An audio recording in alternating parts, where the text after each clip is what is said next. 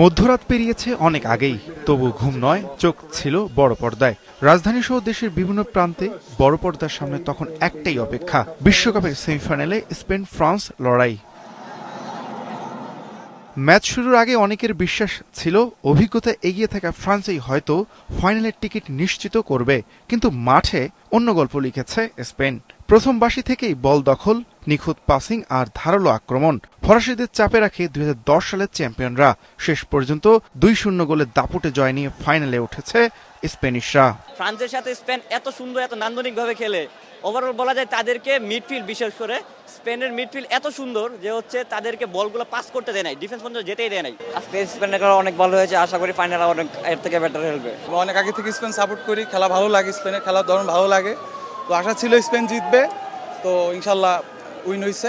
Lamine Yamal যথেষ্ট ভালো খেলেছে, ওর কিন্তু ম্যান মার্কিং করা ছিল আর কি, ওর কাছে একজন ডিফেন্স সবসময় ছিল, যার কারণে ও বেশি কিছু করতে পারেনি।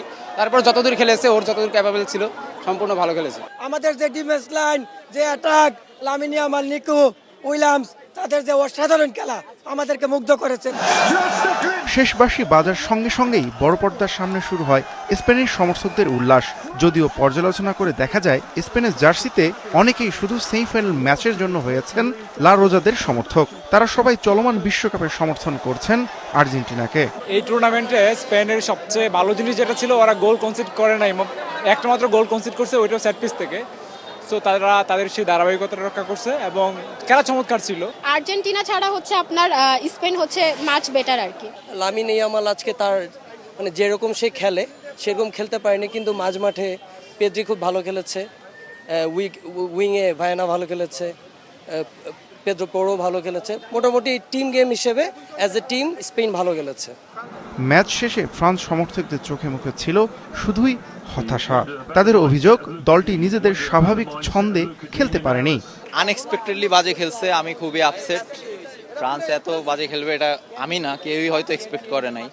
ওরা ফার্স্টে গোল খেয়ে গেছে, তো পরে আর ওরা রিদমটা হারাই ফেলছে, ওরা আর কাম ব্যাক করতে পারে নাই। ফ্রান্স যেভাবে খেলবে এটা আসলে মানে মেনে নেওয়া যায় না, যে মানে অ্যাটলিস্ট ফ্রান্স একটা তো গোল দেওয়া দরকার ছিল। ওয়ান সাইডেড ছিল, Spain was definitely the better team, অনেক ভালো খেলেছে, disappointing from the French. Spain এখন যেভাবে খেলতেছে, আজকের খেলা যতটুকু দেখলাম, নিশ্চিত স্পেন ফাইনালি জিতবে।